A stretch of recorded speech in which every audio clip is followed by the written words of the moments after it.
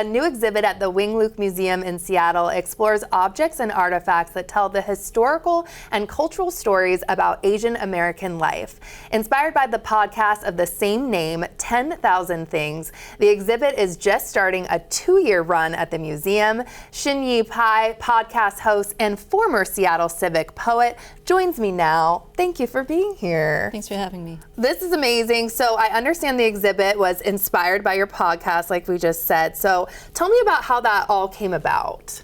Sure. So one of my guests from the first season is a woman named Jessica Rubenacker, who used to be the director of exhibitions for the Wing Luke Museum. And we were sitting down having lunch last year and talked about the idea of what would it be like to bring those audio stories and objects into a 3-dimensional space of like a museum show.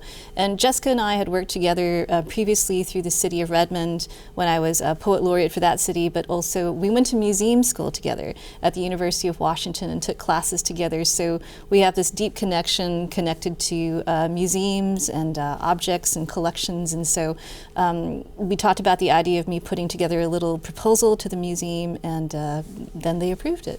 Oh, and here we are. And so now you can see these artifacts, you know, and they have a physical home at the museum, which is amazing. So talk to me about the exhibit. Sure. So about half of the objects are drawn from the stories and storytellers that were part of the first 3 seasons of the show. And the other half of the objects come from items that are either sourced from the Wing Luke Museum's collections themselves or through a community advisory council that I worked with individuals from the Seattle community to help to identify stories and objects that could fit within the themes of the show. Incredible. And there's a piece in the exhibit I understand that you donated specifically. So tell me about that and its importance. Yes, so I loaned a plaster mask that was a casting of my face that was made when I was in my early 20s. I was a young adult, kind of like entering into the professional world at that time, and I had just moved to Texas where my future mother-in-law, who is an artist, asked if she could have the opportunity to cast my face. She wanted to practice these skills that she had, and so this is an artifact that kind of is a snapshot of who I was at that moment as a very young person, you know, feeling very vulnerable, and you know, having your face cast is an intense experience. You have like plaster poured on your face, you breathe out of straws, and it's like really super intense. So there was a point where I felt like, you know, that artifact is a deep reflection of who I am, and I asked for it back. Gosh, and you can see that. That's amazing that you donated that. Yeah, you can, and it's actually a replica of the original mask, which I donated or was purchased by Yale University's Beinecke Collections, actually. Wow. Okay, and there are a few other pieces in the exhibit I understand that really speak to you. Starting with a water container is our first one we're going to take a look at. Tell me about this. Yeah, so this water container belongs to a poet and movement artist here in Seattle named Serena Chopra, and she used it to collect and gather water from the Ganges River in India, a very spiritual place that she got to visit, and it is a place where her ancestors were cremated and released into the waters, and the waters of the Ganges are considered sacred, and it's a site of collective grieving, and so it's a very spiritual, powerful object to her in terms of her spiritual practice. Wow, so powerful. And the spice box, I understand, is the second one that we're looking at here. Yes, this is a spice box that if you open the lid, it has many little different boxes that fit or nest within it, and it is very typical to see inside an Indian home, perhaps on a countertop, where there are typically 6 or 7 spices that are used in daily cooking, and this object and its story came from Kamna Shastri, who was on the staff of KUW and is also, she was an advisor on the Community Advisory Committee.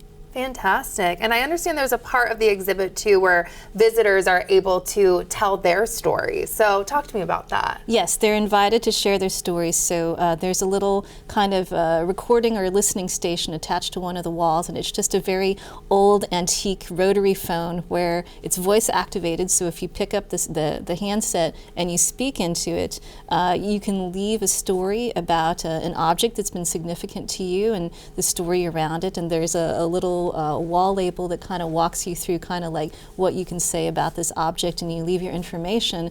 And the idea is that halfway through the run of the show, we'll probably refresh about half of the items in the exhibition. So people who leave their stories and their objects, we will be, you know, listening to those and reviewing those with the hope of, you know, including and expanding out some of these stories. And they may also seed new episodes in the show 10,000 Things, the podcast. I imagine that's got to be so cool for people to tell their own stories. So why was that so important to make sure that was part of it? It's important because it's important for people to be able to tell their own stories and narratives and to own them and feel that agency versus having stories told about them or for them, to really understand your relationship to the things that you keep and carry and why they're important. Yeah, and you're launching season 4. Congratulations of the podcast. What have the last 3 seasons taught you? So the first 3 seasons I made with KUW Public Radio, and you know, in that sort of respect, I was making stories as a journalist that had certain kind of structure or formula, and my favorite stories were always the ones with artists and activists that were a little weird and abstract, and it was sometimes hard to do those within the constraints of journalism. And so now stepping out and making the show with Wonder Media Network and Acast, I feel like I can take it back to its kind of arty, nerdy roots and do things that maybe I didn't feel like I could do previously. We've booked Amy Tan for an interview for the 4th season. We're going to be talking to Susan Liu, a playwright and performer, and Serena Chopra about her Ganges water, and the new season launches on May 20th. Amazing. Thank you for being here. We really appreciate it. And again, the 10,000 Things exhibit runs through May of 2027. You have 2 years so you can see it again and again.